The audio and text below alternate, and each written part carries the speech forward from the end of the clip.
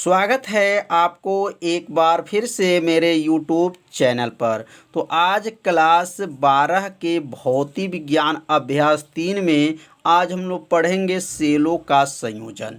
सेलों का संयोजन कितनी विधियों द्वारा होता है? तो सेलों का संयोजन 3 विधियों द्वारा होता है, श्रेणी क्रम, समांतर क्रम और मिश्रित क्रम। तो 2 क्रम जो है श्रेणी क्रम और समांतर क्रम का वीडियो अपलोड हो चुका है या कल के वीडियो में बताया गया। यदि आप नहीं देखे होंगे तो प्लेलिस्ट में वीडियो है, वहां से जाकर के वीडियो को देख सकते हैं। इस भाग में आज हम लोग पढ़ेंगे मिश्रित क्रम संयोजन, मतलब सेलों का मिश्रित क्रम संयोजन क्या होता है। तो आप सभी विद्यार्थी अपने कॉपी में से नोट भी करते चलिएगा, जिससे एक अच्छे से नोट्स भी। तो सेलों का मिश्रित संयोजन। अब मिश्रित संयोजन का अर्थ क्या है?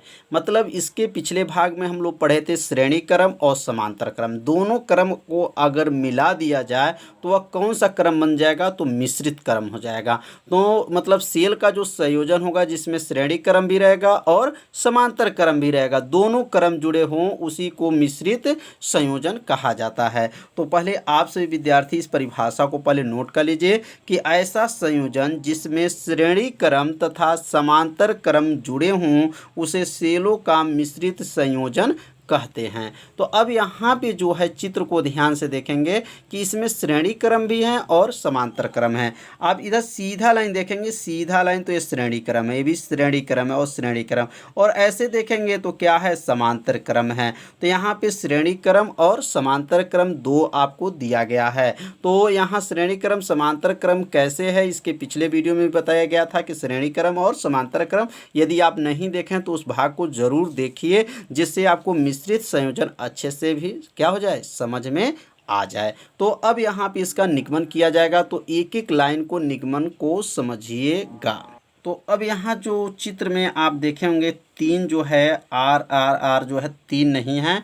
यहाँ से सीधा लाइन देखेंगे तो यन मान लेंगे, यन जो है आंतरिक प्रतिरोध किस क्रम में है? श्रेणी क्रम में है। और यम, इसको यम इधर से लाइन से यम पढ़िएगा और इधर लाइन से जो है यन, थोड़ा सा ध्यान देना है। इधर से क्या कहेंगे? यन, और इधर से क्या कहेंगे? यम। मतलब जो श्रेणी क्रम है उसको यन से और जो समांतर क्रम है उसे यम से। ध्यान देना है, यम पंक्ति जुड़े हुए हैं और यह जो है यन पंक्ति जुड़े हुए हैं। तो यहाँ पहले माना लिखना है और माना को आप सभी विद्यार्थी नोट करते चलिएगा एक एक लाइन। तो यहाँ नोट करेंगे कि माना यन सेल। तो माना यन सेलों को प्रत्येक पंक्ति में जोड़कर, मतलब जो सेल को जो है किसमें? यम पंक्ति में, यन पंक्ति में जोड़कर इस प्रकार यम पंक्तियां समांतर क्रम में बनाई गई। मतलब जो श्रेणी क्रम जो है सेलों को जोड़ा गया है उसको यन मानेंगे, और जो समांतर क्रम में जोड़ा गया है उसको क्या मानेंगे? यम पंक्तियां मानी जाएगी। प्रत्येक सेल का विद्युत वाहक बल क्या है? ई है, तथा आंतरिक प्रतिरोध आर एवं बाह्य प्रतिरोध क्या है? आर। मतलब यहाँ आंतरिक प्रतिरोध को किससे प्रदर्शित करेंगे? तो स्मॉल आर से, और बाह्य प्रतिरोध को किससे प्रदर्शित करेंगे? तो कैपिटल आर से प्रदर्शित करते हैं। तो अब यहाँ पे लिखेंगे कुल विद्युत वाहक बल इसमें क्या होगा। तो यहाँ नोट कर लेंगे, पहला लाइन में लिखेंगे कुल विद्युत वाहक बल, कुल विद्युत वाहक बल। तो कुल विद्युत वाहक बल इसमें क्या है? तो कुल विद्युत वाहक बल जो हैं कितने हैं? तो कुल विद्युत वाहक बल हो जाएंगे बराबर यन ई। अब यन क्यों है? क्योंकि जो है यन जो हैं पंक्तियां जो हैं श्रेणी क्रम में था, तो इसलिए लिखेंगे यहाँ पर यन ई हो जाएगा। और एक पंक्ति में प्रतिरोध क्या होगा? तो यहाँ लिख लेंगे एक पंक्ति में प्रतिरोध। अब एक पंक्ति में आंतरिक प्रतिरोध लिख सकते हैं, एक पंक्ति में आंतरिक प्रतिरोध। तो एक पंक्ति में अगर देखेंगे आंतरिक प्रतिरोध कितना है, तो एक पंक्ति में आंतरिक प्रतिरोध अब चित्र से समझेंगे। जैसे यहाँ पे जो है सेलों का यहाँ एक जो पंक्ति देख रहे हैं इसमें सेलों का ई ई ई ई करके ऐसे है, तो यन ई हो जाएगा। अब ये क्या होगा? R R R R R किस क्रम कहाँ तक है? यन तक है, तो इसलिए क्या हो जाएगा? ये भी यन आर हो जाएगा। क्या हो जाएगा? यन आर। यन आर हो गया। यन ई क्यों हुआ है? क्योंकि यह जो श्रेणी क्रम में जोड़ा गया था तो यन ई हुआ, और ये भी श्रेणी क्रम में जोड़ा गया था तो यन आर हो जाएगा। अब जो है अब ऐसे चलेंगे, पहले तो ऐसे चले हैं हम लोग, ऐसे से चले हैं, अब हम लोग ऐसे चलेंगे तो हमारा जो ऐसे जब क्रम चलेंगे तो कौन सा क्रम होगा? यह ऐसे जब क्रम होगा तो समांतर क्रम होगा। अब एक जो है एक पंक्ति में जो है एक पंक्ति में प्रतिरोध कितना है? तो यन आर है। तो ऐसे द्वितीय पंक्ति में, तृतीय पंक्ति में, चतुर्थ पंक्ति में, ऐसे कहाँ तक? यम पंक्ति में। यहाँ टोटल यहाँ से यहाँ तक यम पंक्ति हैं और इधर जो है यन पंक्ति हैं। तो नीचे की तरफ हम लोग जब जाएंगे, ऐसे जाएंगे तो इसमें पंक्तियाँ कितनी हैं? तो यम हैं। तो अब यहाँ पे टोटल हमारा पहला लाइन में कितने हमारे प्रतिरोध हैं, आंतरिक प्रतिरोध? तो यन आर हैं। और इसी प्रकार द्वितीय में भी क्या है? यन आर है। तृतीय में क्या है? यन आर हैं। चौथे में क्या? यन आर हैं। तो ऐसे लास्ट में जो है यम पंक्ति हैं तो क्या बनेंगे? तो लास्ट के लिए बनाएंगे। अब यहाँ नोट कर लेंगे कुल आंतरिक प्रतिरोध। कुल अब आंतरिक प्रतिरोध क्या होगा? तो अब कुल जो है आंतरिक प्रतिरोध कितना हो जाएगा? तो पहले लाइन में हमारी पहली पंक्ति में क्या था? तो यहाँ लिख सकते हैं कुल आंतरिक 1/r डैश कर लेंगे बराबर, यहाँ क्या होगा? 1/, यहाँ क्या नोट करेंगे? तो यन क्या है? आर है, plus 1/n r plus 1/n r plus dot dot करके कितनी पंक्ति हैं? एम पंक्ति हैं। और ये क्यों बटा में लिखा जा रहा है? अब तो क्योंकि यह जो है समांतर क्रम है, और समांतर क्रम का सूत्र क्या होता है? तो 1/r बराबर 1/r1 plus 1/r2 1/r3 1/r4 है। तो यह 1/r1 के जगह पे, 1/r2 की जगह पे, 1/r3 की जगह पे, ऐसे कहाँ तक है? एम पंक्तियाँ हैं। तो अब अगला लाइन क्या बनेगा? तो अगला लाइन बनेगा 1/r डैश बराबर हो जाएगा, तो 1/, जो NR 1/NR 1/NR कहाँ तक है? यम तक है। तो यहाँ तो लिख सकते हैं यम बटा क्या हो जाएगा? NR हो जाएगा। अब इसमें जो है गुणा कर लेंगे, ऐसे इसमें गुणा किया जाएगा। तो गुणा जब करेंगे तो R डैश यम का गुणा जब इसमें होगा तो क्या बनेगा? आर डैश अब यह हो जाएगा यम बराबर यन आर का गुणा करेंगे तो क्या होगा? यन आर हो जाएगा। तो अब यहाँ जो आर डैश बराबर क्या होगा? तो आर डैश बराबर हो जाएगा यन आर बटा क्या होगा? यम हो जाएगा। तो यह जो निकला मान है यह कुल आंतरिक प्रतिरोध का मान निकला है। तो अब जो है यहाँ लिखेंगे कुल प्रतिरोध क्या होगा? यह जो निकला है यह कुल आंतरिक प्रतिरोध का मान निकला है, और किस क्रम में निकला है? तो समांतर क्रम में निकला है। तो अब यहाँ लिख लेंगे कुल प्रतिरोध। तो कुल प्रतिरोध कितना हो जाएगा? तो कुल प्रतिरोध बराबर होगा, अब दो इसमें प्रतिरोध को जोड़ेंगे, जो आंतरिक प्रतिरोध निकला था आर डैश प्लस और जो है बाह्य प्रतिरोध, ये दोनों को क्या कर लेंगे? जोड़ लेंगे। तो आर डैश का मान क्या है? तो यन आर बटा क्या है? यन आर बटा क्या था? यम है, और प्लस क्या हो जाएगा? यहाँ पर आर हो जाएगा। तो यह कुल प्रतिरोध का मान निकल चुका। और जब कुल प्रतिरोध निकल गया है और कुल वैद्युत वाहक बल भी निकल गया है, तो अब लास्ट में क्या निकालेंगे? कुल धारा। क्या निकालेंगे? कुल धारा। तो कुल धारा का सूत्र क्या होता है? तो कुल धारा का सूत्र होता है, कुल जो है यहाँ पे लिख लेंगे कुल वैद्युत वाहक बल, कुल वैद्युत वाहक बल, कुल वैद्युत वाहक बल बटा कुल क्या होगा? प्रतिरोध, कुल प्रतिरोध हो जाएगा। तो अब यहाँ पे जो है मान को रख लेंगे, कुल विद्युत वाहक बल बटा कुल क्या है? प्रतिरोध। तो धारा को किससे प्रदर्शित करते हैं? तो I से, बराबर कुल वैद्युत वाहक बल। कुल वैद्युत वाहक बल इसमें क्या था? तो कुल वैद्युत वाहक बल जो इसमें था NE था, बटा कुल प्रतिरोध क्या है? तो कुल प्रतिरोध इसमें क्या आया था? NR बटा यम प्लस क्या था? R आया था। तो यह जो मान निकला है यह कुल वैद्युत वाहक बल हो गया, और यह जो मान निकला है कुल प्रतिरोध हो गया। तो समझ में आ गया होगा धारा का जो है मान किस क्रम में निकाल दिए हैं।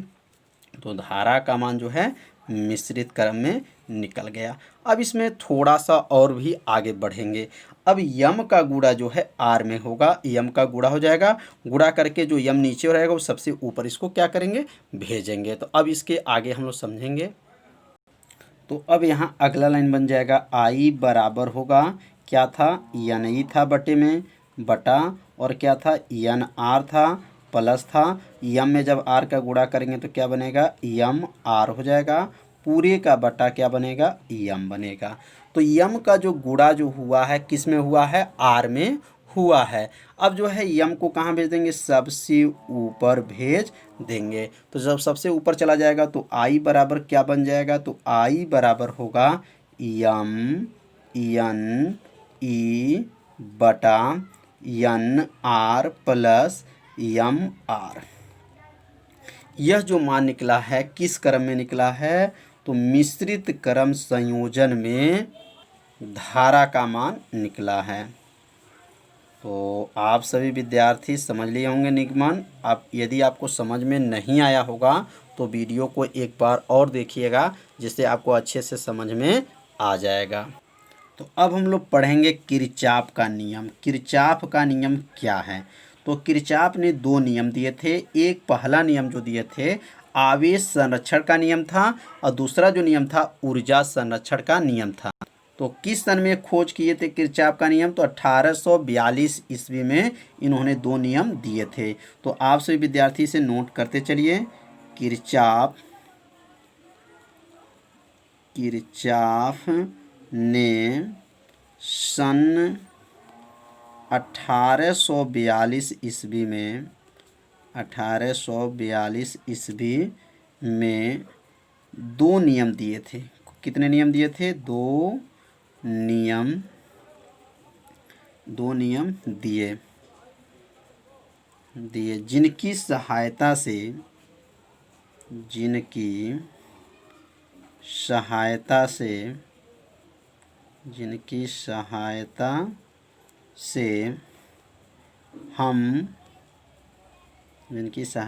हम किसी भी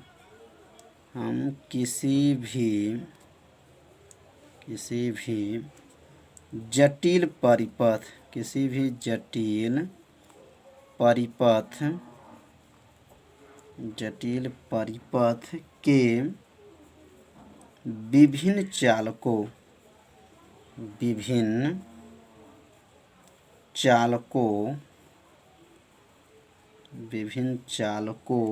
के बीच धारा वितरण ज्ञात करना, धारा वितरण ज्ञात कर सकते हैं। कितना आसान है। किरचॉफ ने सन 1842 ईस्वी में दो नियम दिए। कितने नियम दिए, दो नियम दिए, जिनकी सहायता से हम किसी भी जटिल परिपथ के विभिन्न चालकों के बीच धारा वितरण ज्ञात कर सकते हैं। तो यहाँ जटिल शब्द क्या आ गया, जैसे एक सरल परिपथ होता है जो ओम के नियम से धारा की गणना किया जा सकता है, और एक जटिल परिपथ होता है जो किरचॉफ के नियम के सहायता से धारा का मान ज्ञात किया। यहाँ धारा वितरण का मतलब धारा की गणना किया जा सकता है, लेकिन ये जटिल परिपथ की सहायता से धारा का मान ज्ञात करेंगे। अगर सरल परिपथ है तो सरल परिपथ में ओम के नियम की सहायता से धारा का मान ज्ञात किया जा सकता है। तो इन्होंने पहला जो नियम दिए थे वह किस पे नियम दिए थे, तो पहला जो नियम था और दूसरा नियम जो था, तो पहला जो नियम था आवेश संरक्षण का नियम था। क्या था, आवेश संरक्षण का नियम। तो यहाँ नोट कर लेंगे, आवेश संरक्षण का नियम, आवेश संरक्षण का नियम। और दूसरा जो नियम दिए थे इनका नियम क्या था, ऊर्जा संरक्षण का नियम। अब यहाँ ऊर्जा संरक्षण का नियम और आवेश संरक्षण का नियम के बारे में अब समझेंगे। तो आप सभी विद्यार्थी इसे अपने कॉपी में क्या कीजिए, नोट भी करते चलिए, जिससे एक आपको अच्छे से नोट्स भी बन जाएगा।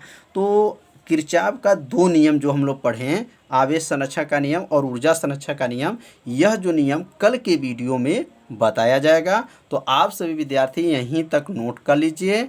वीडियो आज का कैसा था जरूर कमेंट कीजिएगा, वीडियो को लाइक कीजिएगा।